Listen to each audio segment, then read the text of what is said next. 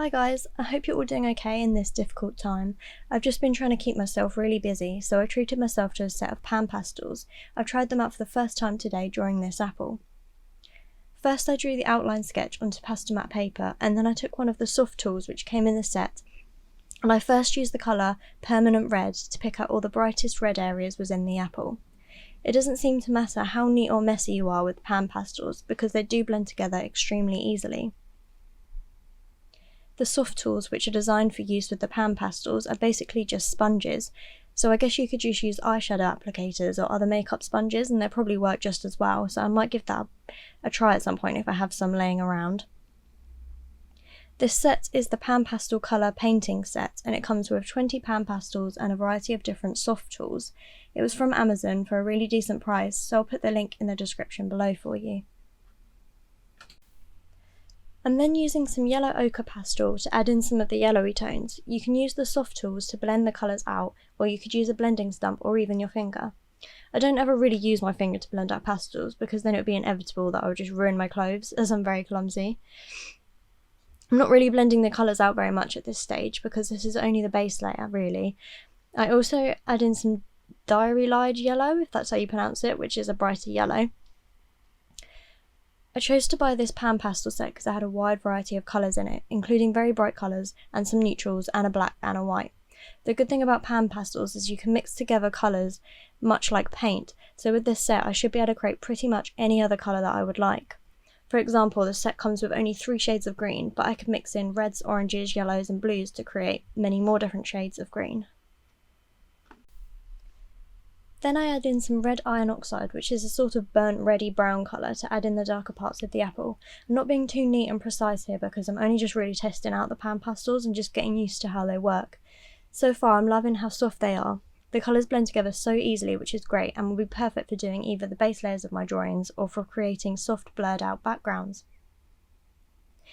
It doesn't matter if you get any of the colours onto the other colours in the pan because it wipes off so easily, and then you're left with a pan pastel which is as good as new, so you can use the soft tool to dip into multiple colours without having to clean it or get a new one out.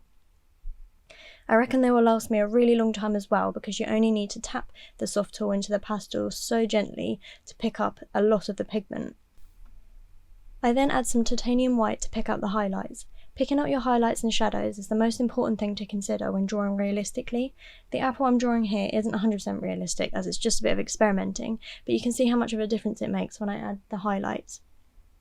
I also add in some deep blue pastel onto the darkest areas of the apple as this really deepens those areas up. After I have the pan pastel base down, I go in with some pastel pencils and add more colour and details on top. I wanted to see how well the pastel pencils worked over the top of a relatively thick layer of the pan pastels. I'm using the Caran d'Ache pastel pencils here, which are softer than the other brands that I've tried, but I reckon the other brands would work really well with the pan pastels as well. I found that the Caran d'Ache pastels layered over the top of the pan pastels like a dream. The colour went down so easily, almost as if there wasn't already any pastel on the paper. The paper I'm using here is Pastelmat paper, which is the paper I always use when working with pastels as it has a smooth yet gritty texture, so the pastel just sticks to it. Yet you can still blend the pastels out smoothly on it. I'll put a link to the Pastelmat paper in the description below as well if you're interested. I'm sorry if this video is a little bit shaky, but I'm filming on a different table than usual and it's quite wibbly wobbly. I'm working on my art in the summer house at the moment, which is not where I usually work, which I'm actually finding quite nice being out in the summer house. It's at the back of our garden and it's really warm and peaceful in here.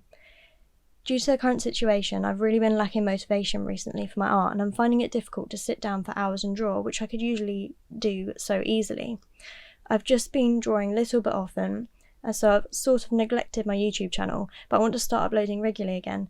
If you have any pastel related video ideas which you'd like to see, please let me know as I'd really be grateful for some suggestions. I will try and do a mini project using the pan pastels soon, probably using them for a background.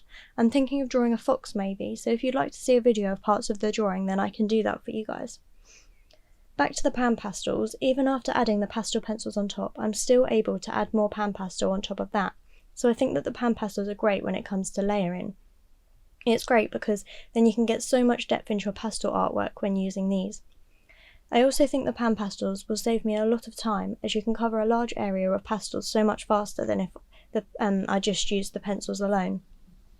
This apple drawing took me about 20 to 25 minutes, but it would have taken me close to an hour to complete if I hadn't used the pan pastels as a base. This set also comes with some larger sponges, which will be great for covering large areas such as backgrounds. So that's all for today's video, but I will definitely be experimenting with the pan pastels more and do some more videos using them in the future. You can also check out my Instagram at LottieLouiseArt to see what else I create using them. The link to my Instagram is in the description, and my Facebook page as well. Thanks for watching, and I'll see you next time. Bye!